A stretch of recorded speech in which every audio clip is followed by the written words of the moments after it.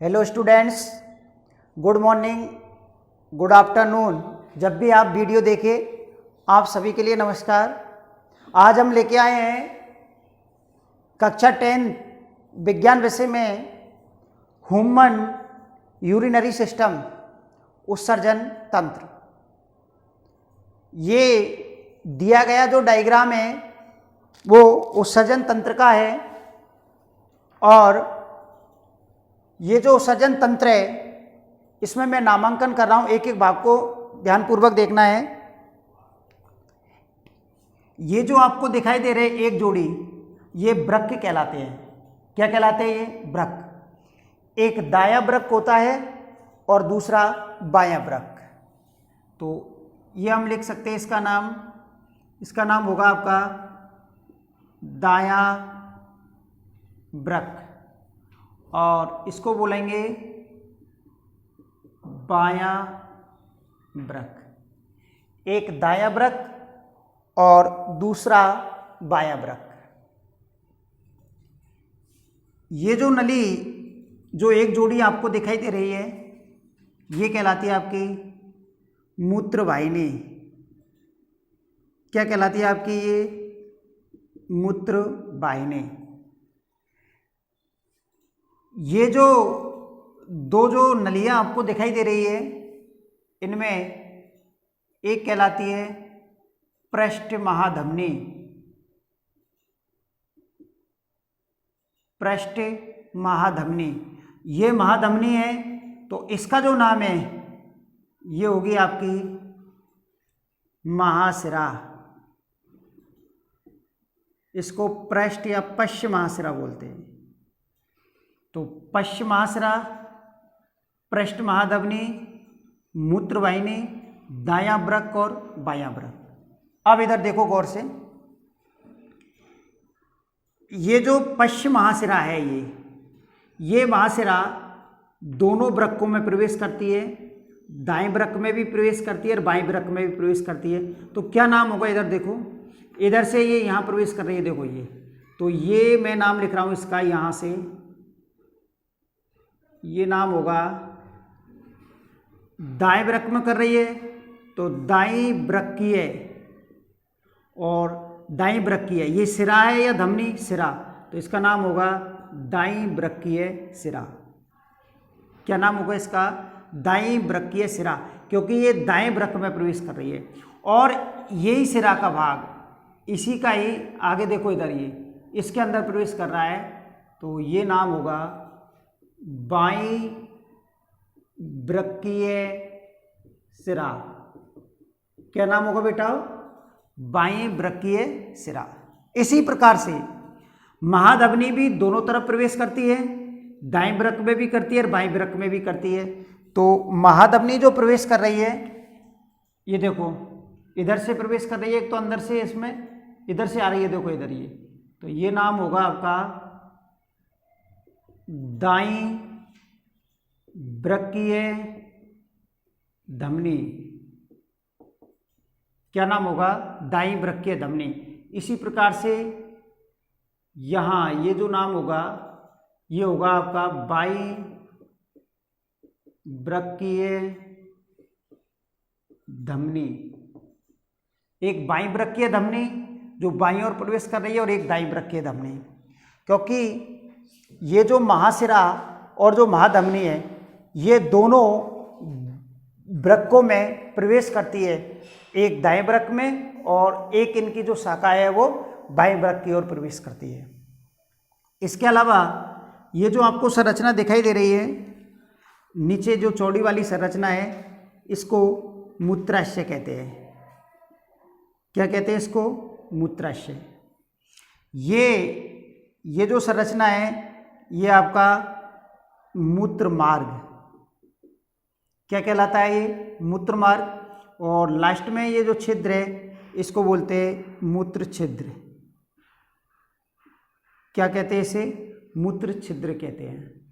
तो ये जो उत्सर्जन तंत्र है इस प्रकार से इसका नामांकन होता है। एक बार फिर से, दायां वृक्क, बायां वृक्क, पश्च महाशिरा, पृष्ठ महाधमनी, मूत्रवाहिनी, ये वाली दाईं वृक्कीय सिरा, ऊपर वाली दाईं वृक्कीय धमनी, इधर ये नीचे वाली लाइन बाईं वृक्कीय धमनी, और ये ऊपर वाली दाईं वृक्कीय सिरा। ये जो चौड़ा भाग है मूत्राशय, ये आपका मूत्र मार्ग, और ये जो छिद्र है इसको बोलेंगे मूत्र छिद्र। अब यदि इसके वर्णन के बारे में देखा जाए तो इसका जो वर्णन है वो किस किस के अंतर्गत किया जाता है, मोस्टली कितने भाग होते हैं, तो मोस्टली अगर देखा जाए वर्णन में तो इसका जो पहला भाग होता है वो है आपका वृक्क। क्या होता है? वृक्क होता है। देखो वृक्क के बारे में, जैसा कि चित्र से स्पष्ट हो रहा है, वृक्क जो होते हैं वो एक जोड़े होते हैं। एक जोड़ी कहे तो कितने होते हैं संख्या में? 2। तो एक जोड़ी वृक्क होते हैं, एक दाईं तरफ और एक बाईं तरफ। दोनों जो वृक्क होते हैं, हमारी जो रीढ़ की हड्डी होती है पीछे की ओर, उस रीढ़ की हड्डी के एक बाईं तरफ और दूसरा दाईं तरफ स्थित होता है। वृक्क जो होते हैं वो उदर गुहा में स्थित होते हैं। कहाँ पर स्थित होते हैं? उदर गुहा में। तो हम कह सकते हैं वृक्क उदर गुहा में स्थित होते हैं, रीढ़ की हड्डी के दोनों ओर दाईं तरफ और बाईं तरफ पाए जाते हैं। संख्या में एक जोड़ी होते हैं। संख्या में कितने होते हैं? एक जोड़ी। अगर हम वृक्क की बात करें तो प्रत्येक वृक्क के 2 भाग होते हैं। कितने भाग होते हैं? 2 भाग। 2 भाग में एक भाग तो होता है बाहरी भाग। कौन सा भाग होता है? बाहरी भाग। और एक होता है इसका भीतरी या आंतरिक भाग। तो प्रत्येक वृक्क के कितने भाग होते हैं? 2। एक बाहरी भाग और दूसरा भीतरी भाग या आंतरिक भाग। बाहरी भाग जो होता है, इस बाहरी भाग को बलकुट या कॉर्टेक्स कहते हैं। बाहरी भाग को बलकुट या कॉर्टेक्स कहते हैं। और जो भीतरी भाग होता है इसको मध्यांश या मेडुला कहते हैं। मध्यांश या क्या कहते हैं? मेडुला।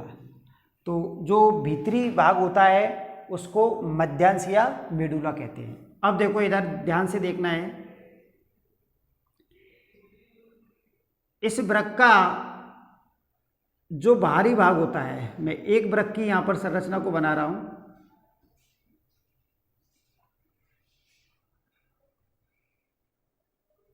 इस वृक्क का जो बाहरी भाग होता है, ये बाहरी भाग, वो बाहरी भाग कहलाता है आपका बलकुट या क्या कहलाता है? कॉर्टेक्स। और इसका जो भीतरी भाग होता है, ये भीतरी भाग कहलाता है मध्यांश या इसी को क्या कहते हैं? मेडुला कहते हैं। इसके अलावा वृक्क में एक खांच पाई जाती है। यहाँ पर ये यहाँ पर एक खांच होती है इस जगह, इस स्थान पर। इधर दिखा रहा हूँ मैं, इस तरीके से एक ऐसे खांच होती है। ये ना खांच, ये जो खांच होती है, इस खांच को बोलते हैं हाइलम। क्या कहते हैं इस खांच को? हाइलम। तो हम कह सकते हैं जो वृक्क होता है उस वृक्क में एक खांच पाई जाती है, एक गड्ढा पाया जाता है और उस खांच को हाइलम कहते हैं। क्या कहते हैं? उस खांच को हाइलम कहते हैं। इस हाइलम में से होकर के क्या होता है कि जो तंत्रिकाएं होती है प्लस जो वृक्कीय धमनी जो होती है वो इस हाइलम में से होकर प्रवेश करती है। एक तंत्रिकाएं और दूसरी वृक्कीय धमनी। तो तंत्रिकाएं और वृक्कीय धमनी हाइलम में से होकर के प्रवेश करती है। इसके अंदर प्रवेश करती है तंत्रिकाएं और वृक्कीय धमनी। इसके अलावा इसके अंदर से एक तो मूत्रवाहिनी, एक मूत्रवाहिनी होती है, इसी के अंदर एक वृक्कीय शिरा होती है। कौन सी शिरा होती है बेटा? वृक्कीय शिरा। मूत्रवाहिनी और वृक्कीय शिरा ये बाहर निकलती है। ये कहाँ पर निकलती है? बाहर निकलती है। एक बार फिर से मैं आपको पूरा रिपीट कर रहा हूं। वृक्क जो होते हैं वो एक जोड़ी होते हैं उदर गुहा के अंदर रीढ़ की हड्डी के दोनों ओर स्थित होते हैं। प्रत्येक वृक्क के दो भाग होते हैं। ये जो वृक्क होते हैं, एक बात और ध्यान रखना है, ये जो वृक्क होते हैं वो सेम के बीज की आकृति के होते हैं। जो सेम का बीज होता है उसकी जैसी आकृति के होते हैं। प्रत्येक वृक्क के दो भाग होते हैं।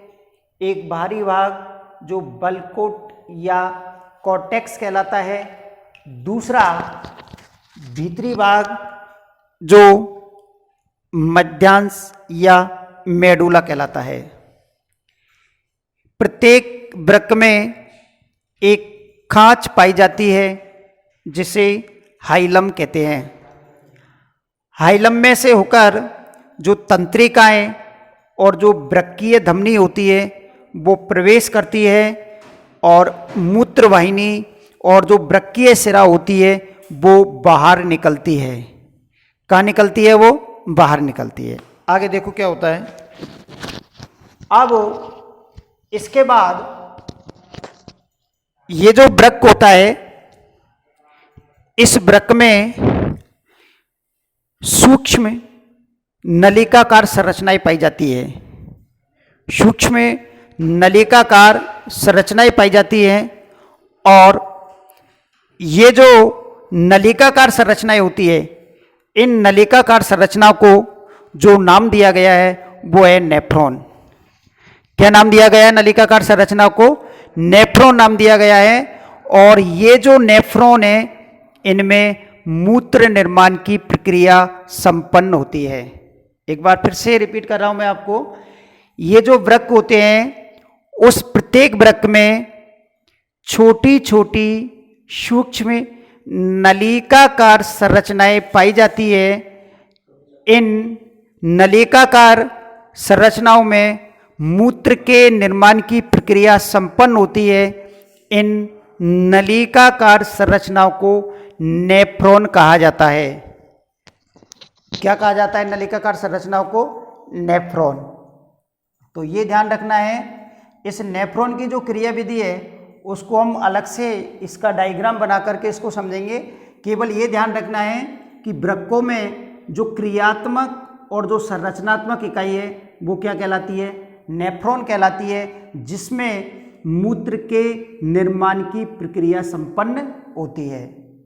तो ये आपका जो पहला भाग है वो कौन सा हो गया? वृक्क। अब देखो इसका दूसरा भाग। इसका जो दूसरा भाग है वो है मूत्रवाहिनी। दूसरा जो पार्ट्स आ गया वो है आपका मूत्रवाहिनी। जैसा कि चित्र से स्पष्ट है, ये जो मूत्रवाहिनी होती है वो संख्या में एक जोड़ी होती है। कितनी होती है संख्या में? एक जोड़ी। प्लस दोनों जो मूत्रवाहिनियां होती है वो उदर गुहा के अंदर स्थित होती है। उदर गुहा के अंदर स्थित होती है। इनका जो मुख्य कार्य है वो क्या है कि यहाँ वृक्कों के अंदर जब मूत्र का निर्माण होता है तो इस मूत्र को इन मूत्रवाहिनियों के द्वारा और कहाँ पर पहुँचा दिया जाता है? मूत्राशय में पहुँचा दिया जाता है। तो हम कह सकते हैं कि ये जो मूत्रवाहिनियाँ हैं इनका जो मुख्य कार्य है वो मूत्र को मूत्राशय में पहुँचाने का कार्य है। मूत्र को मूत्राशय में पहुँचाना। मूत्र को मूत्राशय में पहुँचाने का कार्य करती है ये जो मूत्र वाहिनी होती है, क्योंकि इनमें क्रमानुकुंचन की गति होती है और इस गति के द्वारा मूत्र को धकेला जाता है और धकेल करके मूत्राशय में पहुंचा दिया जाता है। तो ये दूसरा भाग हो गया आपका मूत्र वाहिनी। अब तीसरा भाग देखो आप, ये जो तीसरा भाग है आपका वो है मूत्राशय। नाम से स्पष्ट हो रहा है मूत्राशय, जिसमें मूत्र का संग्रह किया जाता है। तो इसका जो मुख्य कार्य है मूत्राशय का वो है मूत्र का संग्रह करना, अर्थात इकट्ठा। मूत्र का संग्रह किस में किया जाता है? मूत्राशय में किया जाता है। चित्र से स्पष्ट है, मूत्राशय संख्या में 1 होता है और मूत्राशय जो है वो उदर गुहा के अंदर स्थित होता है और संख्या में कितना होता है? 1। यह एक चौड़ी प्लस लचीली प्लस पेशीय युक्त संरचना है। मूत्राशय एक चौड़ी प्लस लचीली प्लस पेशीय युक्त संरचना होती है। तो मूत्राशय का जो मुख्य रोल है वो आपको ध्यान रखना है कि इसमें मूत्र का संग्रह किया जाता है और संख्या में 1 होता है। अब लास्ट आपका जो है वो है आपका मूत्र मार्ग। चौथा जो पॉइंट है वो है मूत्र मार्ग।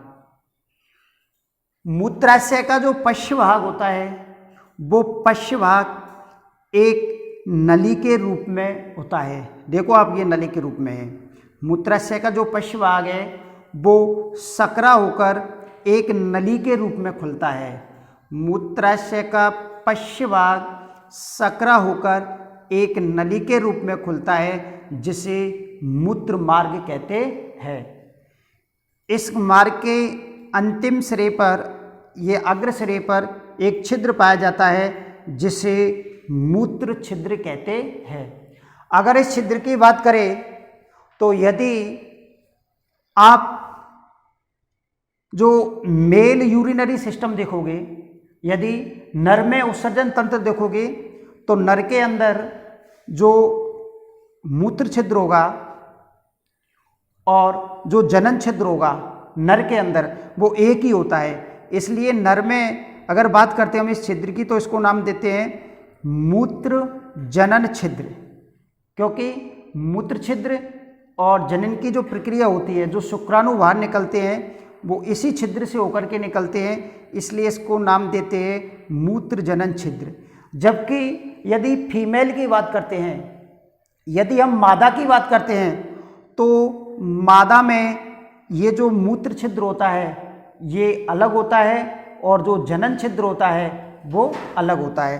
तो मादा के अंदर मूत्र छिद्र और जनन छिद्र दोनों अलग अलग होते हैं, जबकि नर में मूत्र छिद्र और जनन छिद्र एक ही होता है, इसलिए इसको मूत्र जनन छिद्र के नाम से जाना जाता है। तो ये नर के अंदर होता है। तो यहाँ पर कितने पार्ट्स हैं? यहाँ पर 4।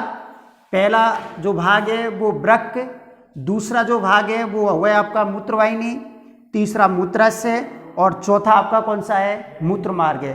तो इनके अंतर्गत आपको वर्णन करना है। तो ये डायग्राम को आप सभी स्टूडेंट्स अपने रजिस्टर में बनाना, उसके बाद वीडियो देखने के बाद और इसकी आप थ्योरी लिखना। Thank you.